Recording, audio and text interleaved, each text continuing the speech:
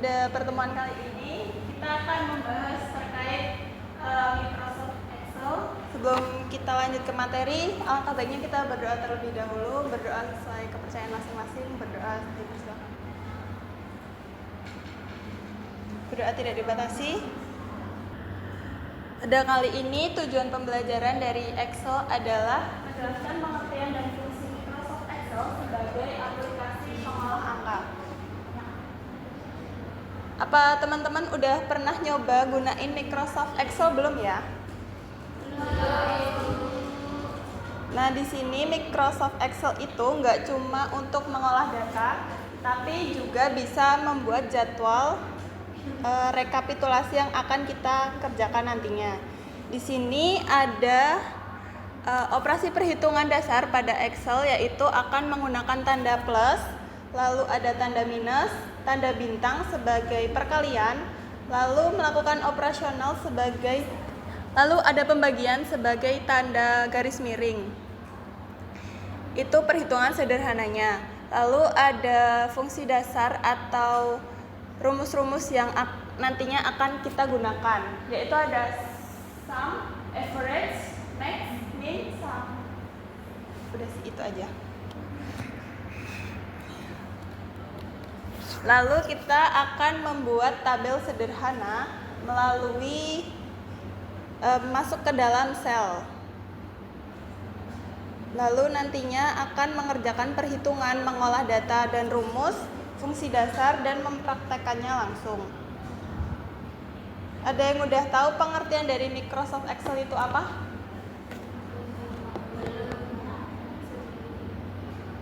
Boleh? Mbak Elsa? Oh, belum. Nah, Microsoft Excel ini adalah aplikasi pengolah angka atau spreadsheet yang dikembangkan oleh Microsoft yang digunakan untuk mengolah data dalam bentuk tabel, yaitu melakukan perhitungan otomatis, membuat grafik, dan menyusun laporan secara tepat dan rapi. Lalu di sini akan mengenalkan lembar kerja yang ada di dalam Excel. Nah, di sini ada nomor-nomor yang ada di samping ini bernama sel. Lalu yang di atas yang kotak-kotak di ini itu namanya baris. Lalu ada angka abjad A sampai Z dan seterusnya itu bernama kolom. Lalu pada bagian atas ini bernama ribbon.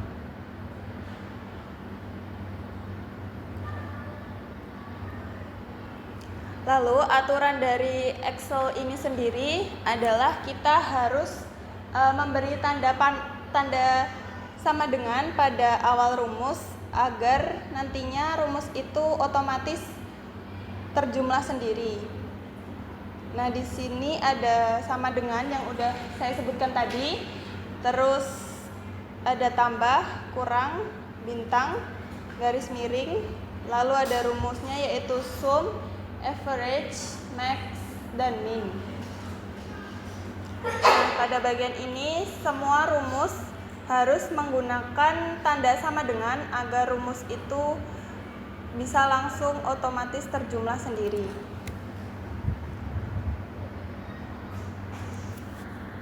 Nah, pada contoh Excel kali ini kita akan mencoba untuk mengenali tombol-tombol yang ada pada Excel.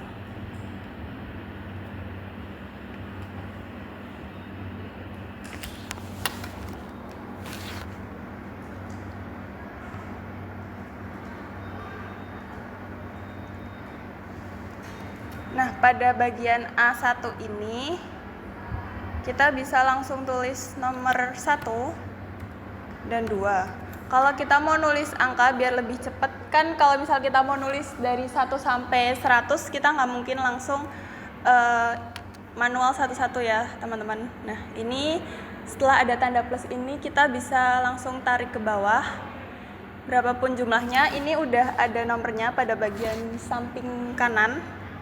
Nah, ini kita bisa langsung otomatis di angka 25. Nah, untuk bagian atas ini untuk mengatur font, ukuran, lalu di sini ada mempertebal, Lalu di sini ada pengaturan tabel agar tabel itu bisa ada garis tepinya. Nah, lalu di sini ada pengaturan kalimat agar kita bisa taruh di tengah, di samping kiri atau di samping kanan. Terus untuk bagian ini biasanya kita gunain kalau misal kita mau tulis panjang ke samping biar tulisannya itu enggak bertumpuk gitu. Lalu di sini ada nomor-nomor yang akan nantinya kita gunakan, yaitu kita bisa gunain rupiah pada bagian sini.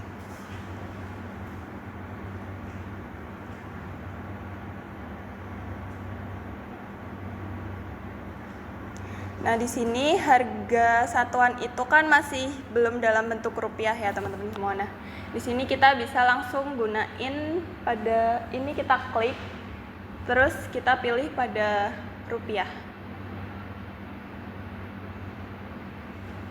Nah, di sini udah bisa langsung otomatis. Nggak cuma rupiah sih, kita bisa gunain nominal-nominal yang lain kayak euro, terus dolar, kita bisa gunain itu. Terus untuk contoh perhitungannya kita bisa gunain sama dengan, terus ini B6 ditambah C6. Terus biar lebih cepat juga kita bisa langsung tarik ke bawah biar langsung ada jumlahnya. Terus pada jumlah sederhana kita totalin sum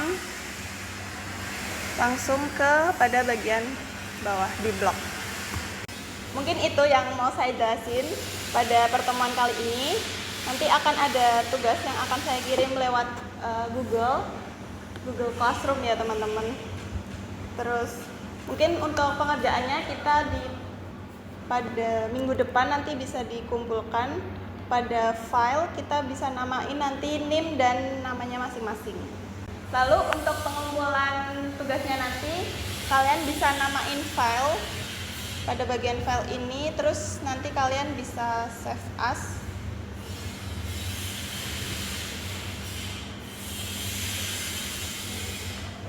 Terus nanti pada namanya kalian bisa ganti pada ini, diganti absen dan nama.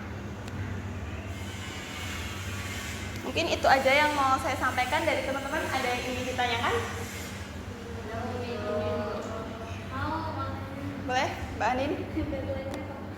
Deadline-nya seminggu di pertemuan berikutnya ya, Mbak Anin.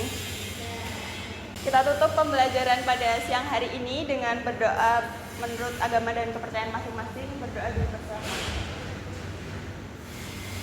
Berdoa tidak dibatasi. Terima kasih. Mohon maaf bila ada salah kata dan perbuatan. Wassalamualaikum warahmatullahi wabarakatuh. Waalaikumsalam.